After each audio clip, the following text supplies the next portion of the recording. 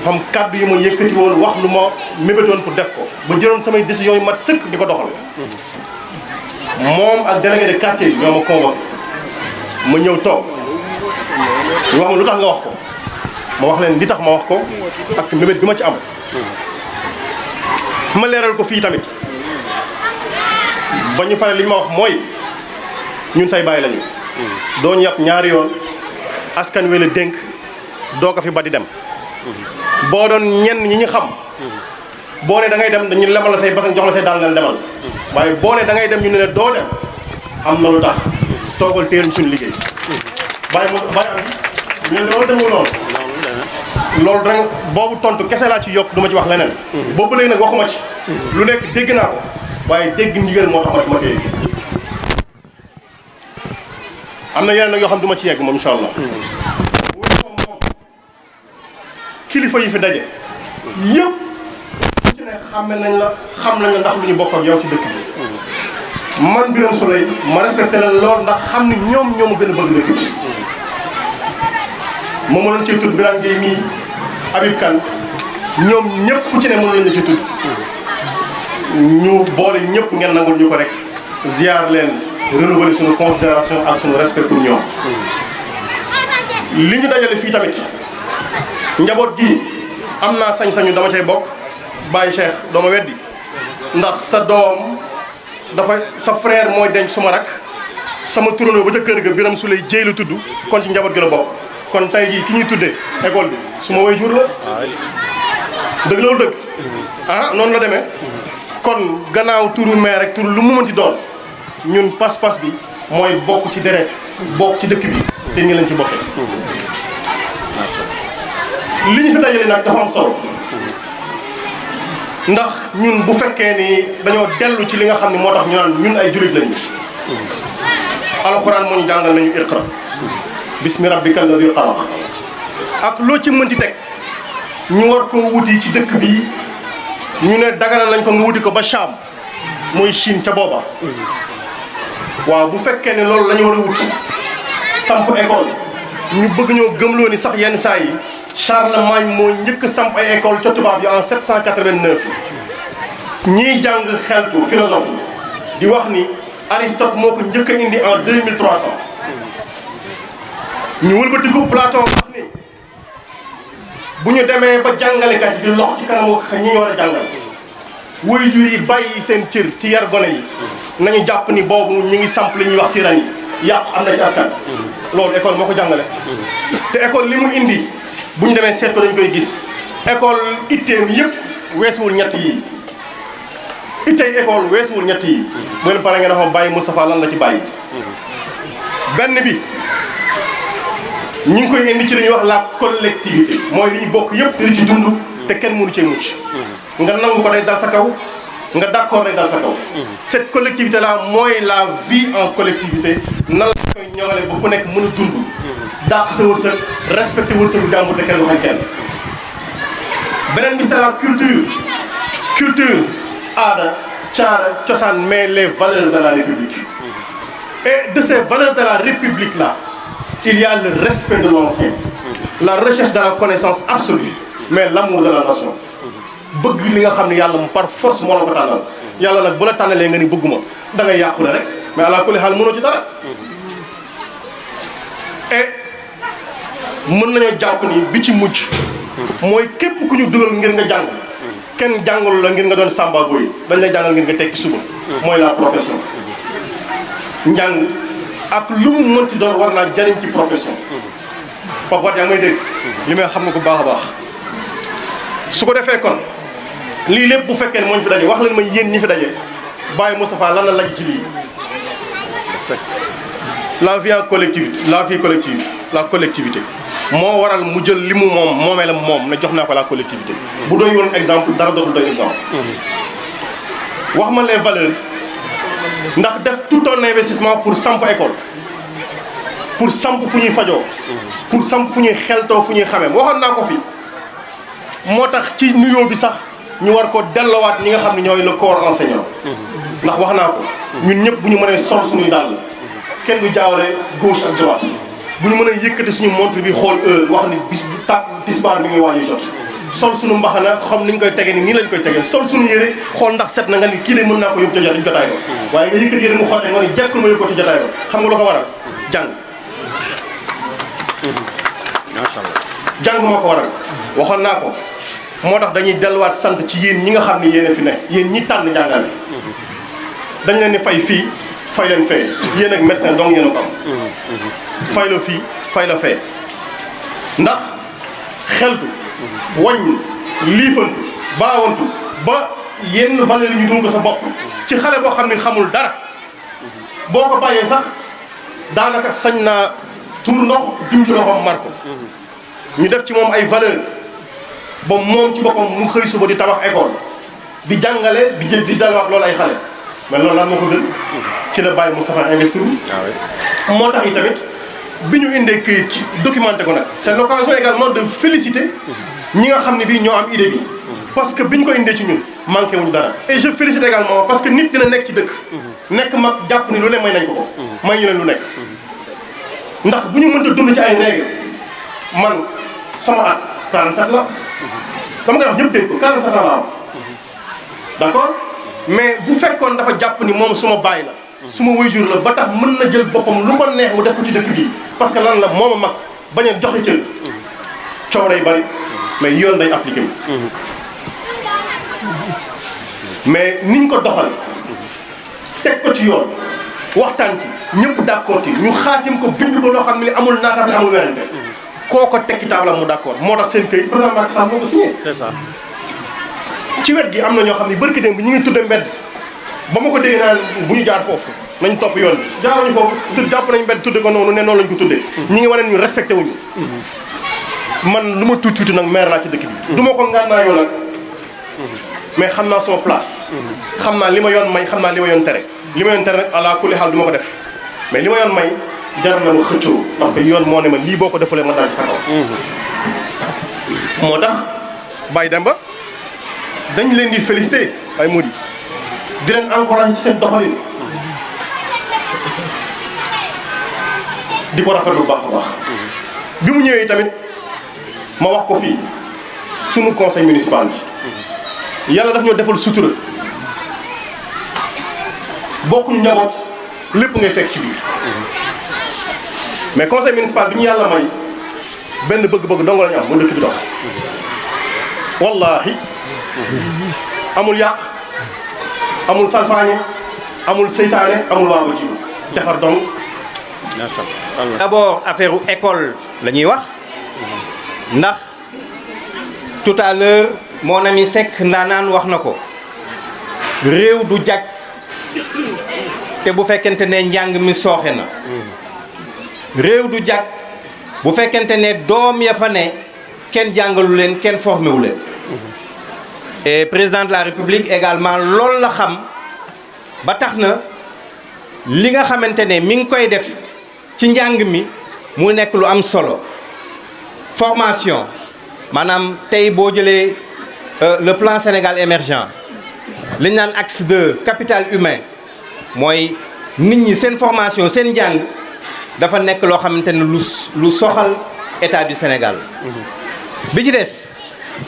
mooy fii la ñuy tàggatee ndaw yi ngir ñu am yenn valeurs yi ndax am na ko ko wax léegi nous assistons à une certaine crise aujourd'hui ñu wax ko ñàkk koo wax dëkk bi soxla na dal soxla na jàmm ci loolu nag la ñuy woo askan wi di ci woo ndaw ñi di ci woo surtout élèves yi également à plus de responsabilité ñu xam ne fii njàng moo leen fi indi enseignants yi également ñu ngi leen di rendre hommage ndax nag bu ñu mënee am président bu ñu mënee am avocat bu ñu mënee am administrateur bu ñu mënee am député ñoom également ñoo ko waral donc leen di delloo njukkal également par rapport à cela li ci des mooy di ñaan ndaw ñi ñu jël exemple ci kii nga xamante ne moom lañ duppee école bi muy Serigne Moustapha Guèye mu nekkoon également maanaam mag yoo xamante ni wax fa dëgg yàlla bu lu woon moom tey jii fii ñu taxaw du mën a ne ndax moom moo jël suufam jox ko askan wi ñu tabax fi école bi jël ay suufam jox ko askan wi ñu tabax lycée bi jël ay suufam jox ko askan wi ñu tabax ci l'hôpital muy poste de santé bi donc kooku defe naa wax nañ ko delloo njukkal et di jaajëfal également ñi nga xamante ne ñooy njabootam et di ko ñaanal yàlla fële mu ne yàlla xare ko àjjana di leen sant di leen gërëm allahumma salli ala sayyidina muhammad ay toolam joxe ko tegal ko woo ay mbokkam gàncax gi yëpp mu abrité leen fii ci Médina Fall ci parcelles yooyu ci la tegaloon mosquée Médina Fall 3000 mètres carrés joxe ko foofu. sëñ Moustapha man maa ko xam naa ko bu baax sëñ Moustapha il fut pour moi plus qu'un père daf ma jëloon def ma doomam man la defoon léppam. doomu yaa ngi nii Papa Gueye sama xarit la benn bakkan ñu nekk tout tànk ba léegi ñuy ànd mu jël ma xëcc ma taf ma ci boppam def ma doomam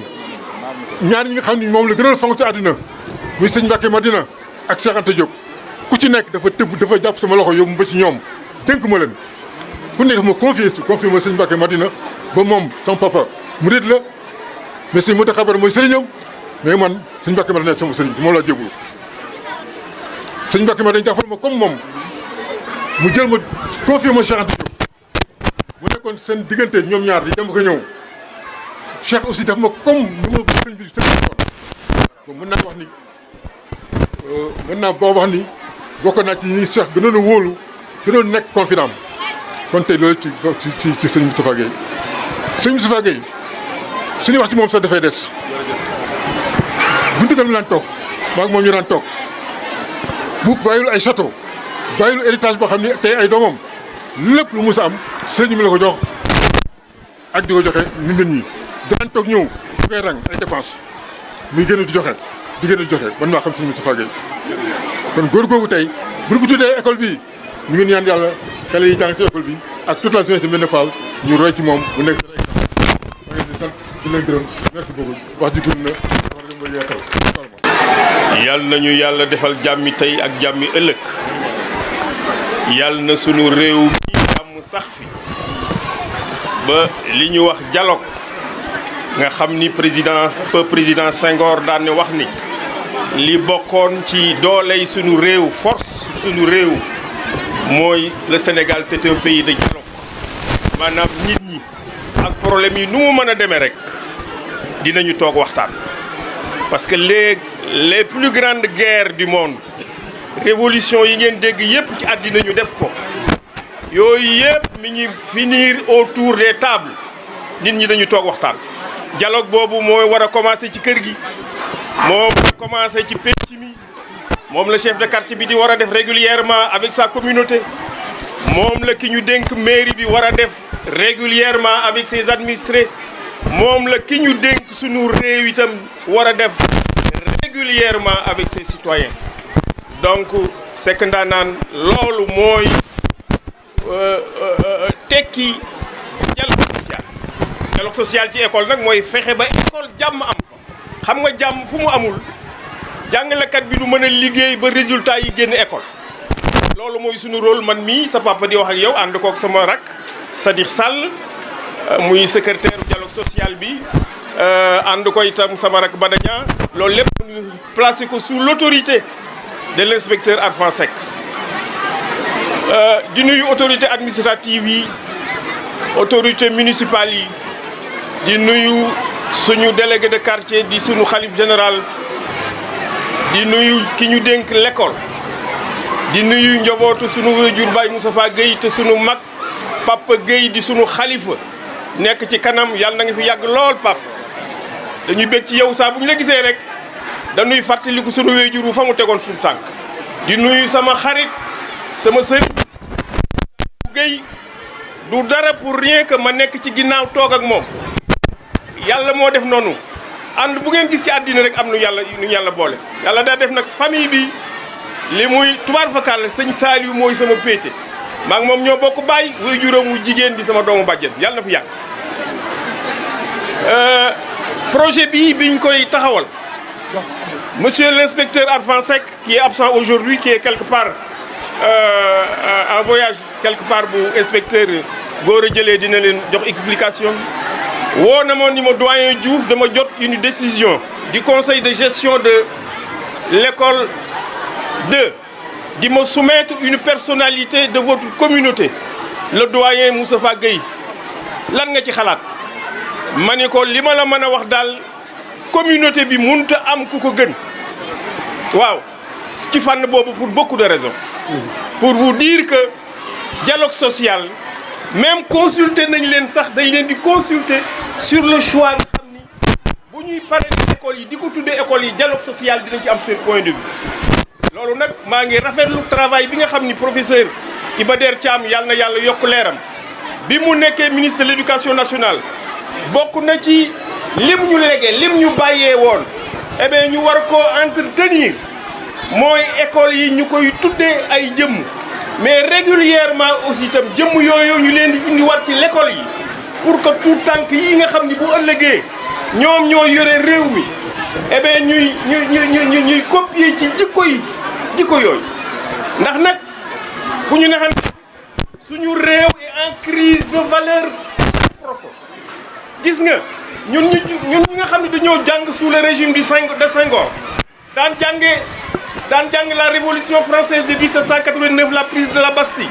gis njàng moomee ak njàng mii gis valeur yooyee ak valeur yii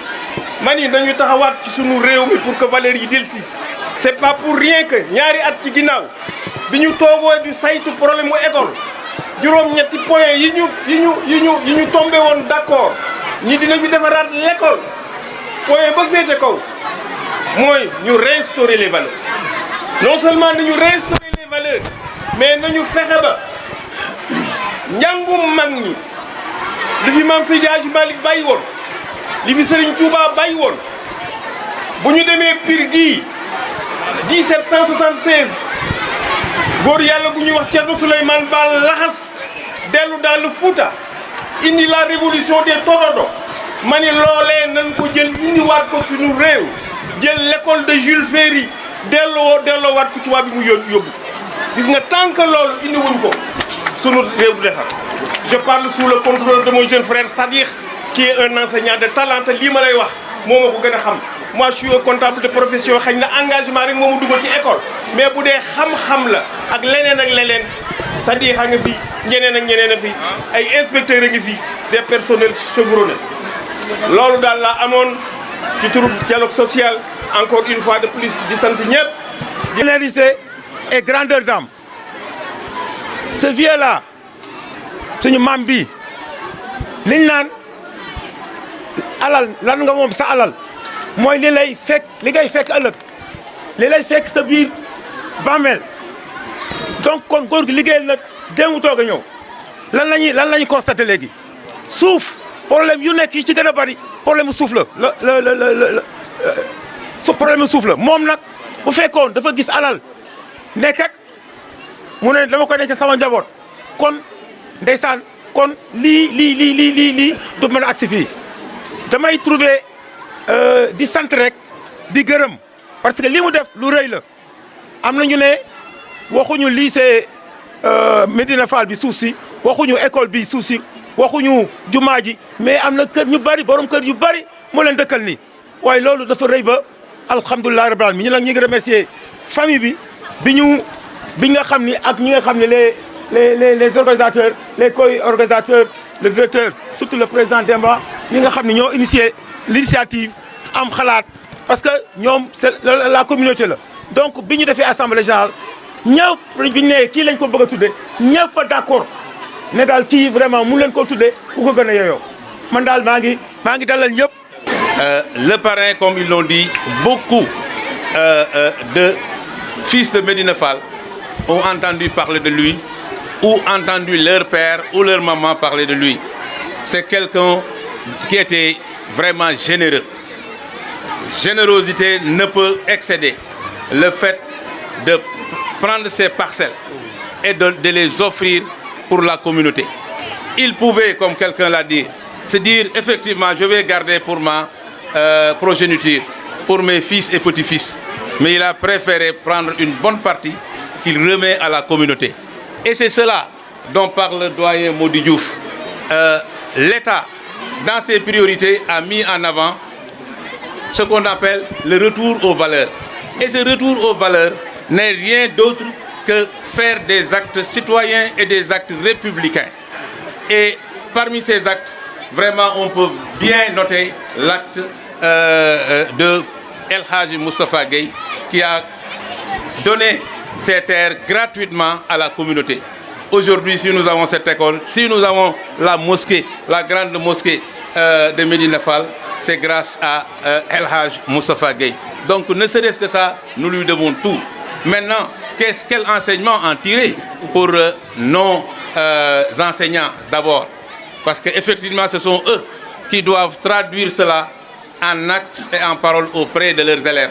pour dire pourquoi le nom de El Hadji Moustapha Gueye. Et cela, les enfants vont beaucoup en apprendre. Aujourd'hui, ce sont les adultes qui doivent apprendre de cela. Aujourd'hui, si vous allez derrière, il y avait beaucoup de champs appartenant à des particuliers. Mais dites-moi, lequel parmi eux a octroyé une parcelle pour un marché, une parcelle pour une école ou une parcelle pour un dispensaire? Je ne pense pas qu'aujourd'hui, les gens ne pensent plus à la communauté, mais pensent surtout à leur intérêt personnel. C'est l'occasion de le dire. Pratiquement, si on a des biens, on pense d'abord à nous-mêmes et à notre progéniture, au lieu de penser à la communauté. Donc vraiment, on ne peut pas avoir un modèle. C'est pourquoi c'était très consensuel au niveau de la communauté. Lorsque le choix a été fait, tout le monde a applaudi. Cela, nous n'avons pas toujours cela toujours à l'IEF, parce qu'il y a beaucoup de projets de parrainage qui arrivent, mais avant qu'on ne transmette, il y a certains qui viennent pour nous dire que nous ne sommes pas d'accord. Nous ne sommes pas d'accord. Cela veut dire tout simplement que si aujourd'hui ça passe comme lettre à la poste, c'est parce que tout Médina Fall, toute la communauté a senti que M. Moustapha Gueye a fait ce qu'il devait faire. Birame Souleye, qui a beaucoup fait pour l'école depuis qu'il est arrivé. Nous, on peut en témoigner au niveau de l'IEF. On a une école qui inondait, l'école Petit Thiali, qui inondait chaque année, depuis des années. Moi, je l'ai trouvé ici depuis 2019. Mais chaque année, les enseignements apprentissages démarraient vers novembre ou décembre. Lorsqu'il est venu, on a posé le problème. Les enfants sont délogés. Et aujourd'hui, il est en train de casquer une forte somme pour payer la location avec 2 sites différents. Donc vraiment, nous tenons à le remercier pour ces actes-là. Je pense que quand on est élu par la communauté ou quand on est là pour la communauté, on doit peut-être apporter quelque chose à la communauté, parce que c'est grâce à la communauté qu'on est là.